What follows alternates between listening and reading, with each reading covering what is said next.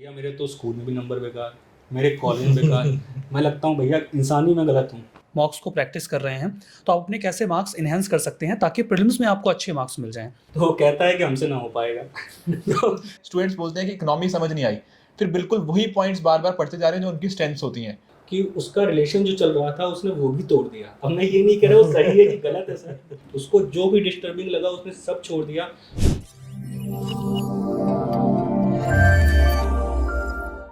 एक मूवी देखी थी मैंने, गैंग्स ऑफ वासेपुर, और उसमें एक रामाधीर सिंह ने बोला डायलॉग, एक्चुअली उनका रोल था वो। अपने लड़के को कहते हैं कि कल कौन सी मूवी देखने गए थे, तो कहता है कि दिल वाले दुल्हनिया ले जाएंगे। तो कहते हैं बेटा तुम्हारे लक्षण ना सही हैं। तो क्या आपके भी लक्षण नहीं सही हैं क्या आपके पापा भी ऐसा बोलते हैं? तो अगर ऐसा है तो आज हम लोग कुछ बहुत यूपीएससी की बेसिक चीज़ों पे बात करेंगे, शायद आपके लिए वो हेल्पफुल हो सकता है, तो उसको ज़रूर देखें। तो टाइम को बिना बर्बाद किए सबसे पहला क्वेश्चन मैं देवेंद्र सर से पूछूंगा कि सर प्रीलिम्स 2023 के लिए हम मॉक प्रैक्टिस कब से स्टार्ट कर सकते हैं और उस पर कैसे रिव्यू करके अपने नंबर को और इम्प्रूव कर सकते हैं? देखिए, मॉक्स की प्रैक्टिस की जहाँ तक बात है तो ये वेरी करता है कि आपका अटेम्प्ट कौन सा है। अगर आप अपने प्राइमरी अटेम्प्ट में हैं, पहला अटेम्प्ट दे रहे हैं, या मान लीजिए पहला अटेम्प्ट नॉन सीरियस था, दूसरा है जो या सीरियस पहला अटेम्प्ट है आपका, तो आपको प्रैक्टिस थोड़ा पहले स्टार्ट करनी होगी। मतलब आपको जनवरी एंड से अपनी प्रैक्टिस स्टार्ट कर देनी चाहिए। अगर आप ऐसे एस्पिरेंट हैं जिन्होंने पहले कुछ अटेम्प्ट्स दे लिए हैं, एग्ज़ाम हो सकता है इसके पहले प्रीलिम्स या मीन्स क्लियर भी किया हो, तो आप एग्ज़ाम के 2 महीने पहले से प्रैक्टिस स्टार्ट कर सकते हैं। तो ये तो वेरिएशन आता है। अब दूसरा मामला ये आता है कि जब आप मॉक्स को प्रैक्टिस कर रहे हैं तो आप अपने कैसे मार्क्स इन्हेंस कर सकते हैं ताकि प्रीलिम्स में आपको अच्छे मार्क्स मिल जाएँ। कभी भी रैंडम गेस मत लगाइएगा। 50-50% वाले क्वेश्चंस आपको बहुत सारे मिलेंगे। कुछ क्वेश्चंस आपको बिल्कुल आते होंगे और कुछ बिल्कुल नहीं आते होंगे। दोनों में प्रॉब्लम नहीं है। जो बिल्कुल आता है मार्क करिए, जो बिल्कुल नहीं आता उसको तो छोड़ना पड़ेगा या फिर ब्लाइंड गेस लगाना पड़ेगा। लेकिन जब भी आप 50-50 वाले क्वेश्चंस में मार्क कर रहे हो, कभी भी ब्लाइंड मार्किंग मत करिए। हमेशा दिमाग में एक आर्गुमेंट लेकर आइए, वो चाहे जितना इलॉजिकल आर्गुमेंट हो, बस लेकर आइए कि अगर मैंने बी मार्क किया है तो क्यों किया है। बस आर्गुमेंट रखिए और मार्क करके आगे बढ़िए। टेस्ट पेपर खत्म करने के बाद आप जाते हैं उसे रीवैल्यूएट करने के लिए, देखने के लिए कि आपके कितने मार्क्स सही हुए, कितने गलत हुए क्वेश्चंस में। तो जब आप क्वेश्चन को, एक्सप्लेनेशन को देख रहे हो तो सोचिए कि आपने जो आर्गुमेंट सोचा था वो सही निकला या नहीं निकला। और अगर वो आर्गुमेंट सही नहीं निकला तो आप क्वेश्चन को मार्क करते वक्त ऐसा कौन सा आर्गुमेंट सोचते कि आप सही ऑप्शन तक पहुंच जाते। ये माइंड एक्सरसाइज है। ये माइंड एक्सरसाइज अगर आप धीमे धीमे करते जाओगे तो आपका माइंड सही आर्गुमेंट ट्रेस करने के लिए ट्रेन हो जाएगा। आप अभी तक बहुत कुछ पढ़ चुके हो और अभी और भी बहुत कुछ पढ़ोगे। आपके दिमाग से आपको आंसर्स मिलते हैं और ये धीमे धीमे आपके क्वेश्चंस के एक्यूरेसी को बढ़ा देगा। अगर आपके टेस्ट सीरीज में मार्क्स एनहेंस हो जाएंगे तो ग्रेजुअली आपका जो यूपीएससी प्रीलिम्स है उसमें भी क्लियर होने की संभावना बिल्कुल मोर और लेस श्योर हो जाएगी। तो आपको ये प्रैक्टिस करनी होगी लगातार। मेरा नेक्स्ट क्वेश्चन शिवम सर से है। वो एक्चुअली मेरा एक जूनियर था, वो मुझसे गाइडेंस मांग रहा था। मैंने उसको प्रॉपर सब कुछ बताया और मैंने उसको ये बोला कि एक चीज़ ज़रूर करना कि मेंस का जो सिलेबस है ना, जहाँ जहाँ पॉसिबल उसके नोट्स बना लेना। एग्जैक्टली। तो वो कहता है कि हमसे ना हो पाएगा। तो हमने कहा तुमसे ना हो पाएगा तो रहने दो, तुमसे यूपीएससी में ना हो पाएगा। क्योंकि सर मुझे लगता है ये इंपॉर्टेंट है। और कैसे इंपॉर्टेंट सर आपको बताइए, और कैसे बना सकते हैं ये बताइएगा सर। देखो, जब भी हम मेंस पर्सपेक्टिव से कुछ भी चीज़ें पढ़ते हैं तो वो इम्पॉर्टेंट इसलिए हो जाता है क्योंकि मेंस के टाइम पर ना हमें 80 डेज़ या 90 डेज़ का गैप मिलता है। अब इसी 80 से 90 दिन के बीच में हमें सोचो अपने जीएस पेपर 1, 2, 3, 4 ऑप्शनल, कुछ कंपलसरी पेपर्स होते हैं, वो ऐसे सब कुछ पढ़ना होता है। तो सच में बड़ा ही डिफ़िकल्ट होता है कि उतने 20-22 सब्जेक्ट्स को हम ये 80-90 डेज़ में ना रिवाइज़ कर लें। और आपको भी पता है कि जब तक हम प्रॉपर रिविज़न नहीं करेंगे तब तक हम एग्ज़ाम में जाके उसको प्रोड्यूस नहीं कर सकते। तो यहाँ पर इसीलिए जो आप ये मुद्दा बोल रहे हो ना, ये डेफिनेटली ये बहुत सही है, क्योंकि अगर आपने नोट्स नहीं बनाए तो आप पढ़ोगे क्या फिर? मतलब वो 80-90 डेज़ तो सच में बहुत कम है ना आपके लिए। तो जब ये बहुत कम है तो उस सिचुएशन में अगर आप अभी, जैसे मान लो नवंबर का टाइम है, दिसंबर का टाइम है, जनवरी, फरवरी, ये जो भी अभी मेंस ओरिएंटेड टाइम हम इनको बोलते हैं, इसमें आप जितना मैक्सिमम हो सके, हमने वो वर्ड यूज़ किया ना हमेशा, फर्रा जो बोलते हैं हम लोग। जी सर। तो एक पन्ने का फर्रा आपके पास होना चाहिए हर बार, हर एक टॉपिक का, जहाँ तक पॉसिबल है, क्योंकि वो आपको हेल्प करेगा उन 80-90 डेज़ में। आपका टारगेट यही होना चाहिए कि मेरे पास वो एक पेज का कंटेंट है कि नहीं जिससे मुझे ये पूरा टॉपिक रिवाइज हो जाए। इंटरनेशनल रिलेशंस में मान लो India China relation, India US relation है, तो एक पेज में क्या क्या चैलेंजेस हैं, कौन कौन से हमने एग्रीमेंट्स किए हैं, गवर्नमेंट के और फ्यूचर इनिशिएटिव्स क्या हैं, वो सारे एक पेज में कहीं ना कहीं समराइज होगा। तो आपको बाद में ना इतना डिफिकल्टी नहीं होगा। कोई भी टॉपिक उठा लो, नक्सलिज्म का ले लो, तो उसमें भी आप प्रॉपर इश्यूज, चैलेंजेस, गवर्नमेंट ने कौन से स्टेप्स लिए हैं, हम फ्यूचर में और क्या स्टेप्स ले सकते हैं, वो सारी चीज़ें आपको इस एक पेज के उस पन्ने पर पूरा टॉपिक कवर कर देना है। और ये रिवीजन में हेल्पफुल रहेगा ही, साथ ही साथ आप उसको रिप्रोड्यूस करोगे अपने मेंस एग्जाम में, ऑब्वियस सी बात है, तो ये और भी बेनिफिशियल हो जाएगा। तो इसलिए मुझे लगता है कि मेंस का आपके पास कंपोनेंट इस फॉर्म में होना ही चाहिए। Okay sir. सो सर वही सेम जो मैंने बताया आपको, जूनियर को मैंने बताया था, तो उसको मैंने कई सारे ऐसे पॉइंट्स बताए थे, तो हालांकि उसने तो सभी भी बोल दिया हमसे ना हो पाएगा, आगे का भी बताऊंगा उससे क्या हुआ क्या नहीं हुआ। बट एक चीज़ और बताई थी मैंने उसे, ऋषभ सर से मैं पूछना चाहूँगा कि जो PYQ होता है उसके थीम बेस्ड टॉपिक कैसे क्रिएट करें, सो डैट कि हम ये प्रिडिक्ट कर सकें मेंस में कि किस किस टॉपिक से क्वेश्चन आ सकते हैं, कौन से टॉपिक इंपॉर्टेंट है हमारे लिए। देखिए बिल्कुल, ये एक पर्टिकुलर एक एक्सरसाइज है जो मैं मानता हूँ कि हर एस्पिरेंट को करनी चाहिए। काफ़ी बार ना मेरे पास स्टूडेंट्स आते हैं, कई बार उन्होंने बोला कि सर हमें ना इकोनॉमी समझ नहीं आ रही, कई बार कोई स्टूडेंट बोलता है हमें पॉलिटी समझ नहीं आ रही, कई बार बोलता है कि हमें सी सेट समझ नहीं आ रहा। तो इस तरह से काफ़ी सारे स्टूडेंट्स बोलते हैं, बट कहीं ना ये शायद बहुत ही गलत चीज़ कर रहे हैं। देखो, पॉलिटी है तो पॉलिटी में पिन पॉइंट करो कि एग्जैक्टली क्या चीज़ है जो समझ नहीं आ रही। क्या हमें प्रियम्बल समझ नहीं आया, क्या फंडामेंटल राइट्स में दिक्कत थी या फंडामेंटल ड्यूटीज़ में दिक्कत थी। इकोनॉमी में दिक्कत है तो देखो इकोनॉमी के जो क्वेश्चंस गलत हो रहे हैं, क्या वो स्टैटिक क्वेश्चंस थे जो गलत हुए, क्या वो डायनेमिक क्वेश्चंस थे जो गलत हुए। तो मान लो जैसे 15 क्वेश्चन आए इकोनॉमी के अंदर, तो 15 को ना फर्दर डिवाइड करो। मान लो 10 क्वेश्चन स्टैटिक के थे, 5 करंट से थे, तो चेक करो कि मेरी स्टैटिक के अंदर कितनी एक्यूरेसी है, मेरी करंट के अंदर कितनी एक्यूरेसी है। फिर आपको एग्जैक्टली पता लग पाएगा कि दिक्कत कहाँ है, क्या कंसेप्ट के अंदर दिक्कत है, क्या करंट ओरिएंटेशन के साथ दिक्कत है। फिर उसको फर्दर पिन पॉइंट करो कि क्या मेरे मॉनेटरी पॉलिसी के क्वेश्चन गलत हो रहे हैं, क्या फिस्कल पॉलिसी के क्वेश्चन गलत हो रहे हैं, या फिर इंटरनेशनल ट्रेड के क्वेश्चन गलत हो रहे हैं। इस बेसिस पे ना आप अपने वीकनेस को अच्छे से आइडेंटिफाई कर पाओगे। होता क्या है, स्टूडेंट्स बोलते हैं कि इकोनॉमी समझ नहीं आई, फिर बिल्कुल वही पॉइंट्स बार बार पढ़ते जा रहे हैं जो उनकी स्ट्रेंथ्स होती हैं, वीकनेस पे कभी गए ही नहीं। एग्जैक्ट सेम चीज़ यही हमें प्रीलिम्स के लिए करनी है, मेंस के लिए। और बात करें जो थीम बेस्ड टॉपिक आप आइडेंटिफाई करने की बात कर रहे हो, तो प्रीवियस ईयर क्वेश्चन बहुत हेल्पफुल होते हैं।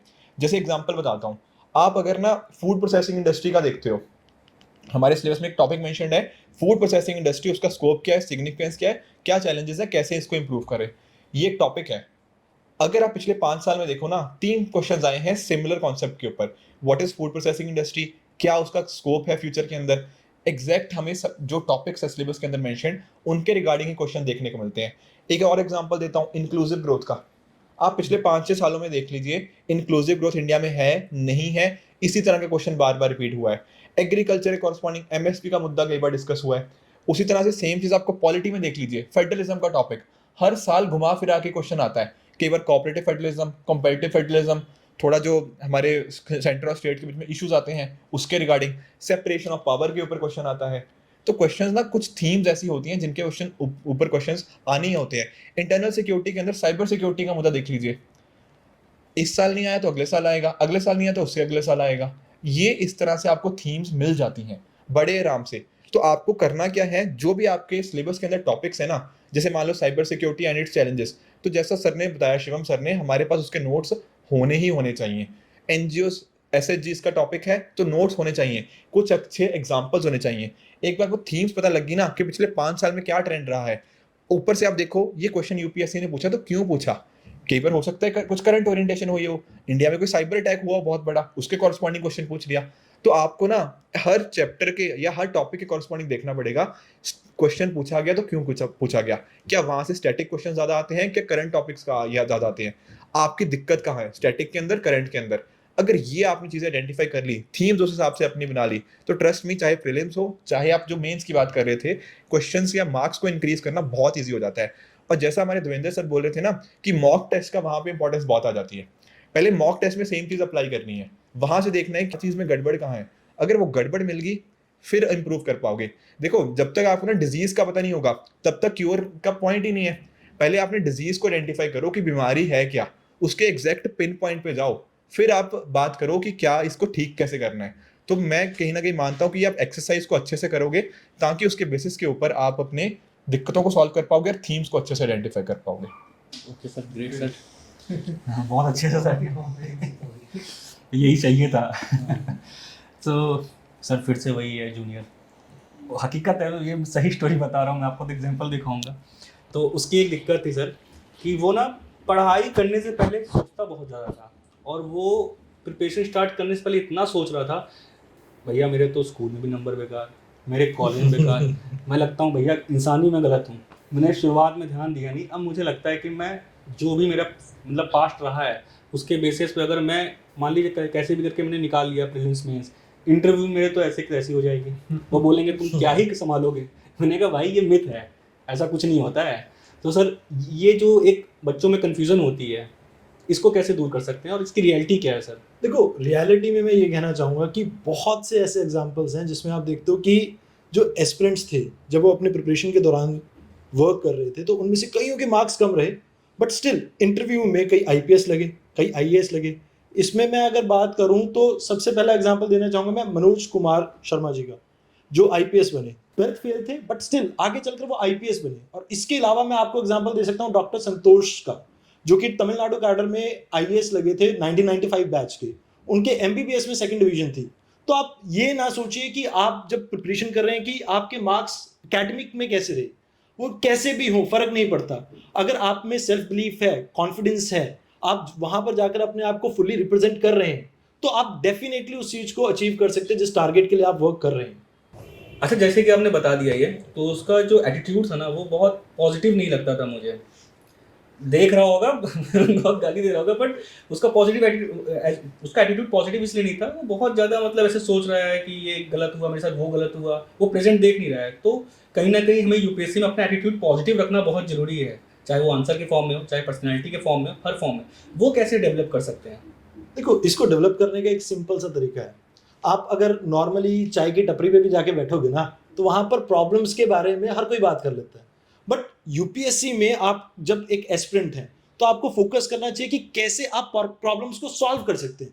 बिकॉज जब तक आपके अंदर वो एटीट्यूड नहीं आएगा ना, तो प्रॉब्लम ये रहेगी कि आपके आंसर राइटिंग में भी वो चीज़ें रिफ्लेक्ट नहीं होगी।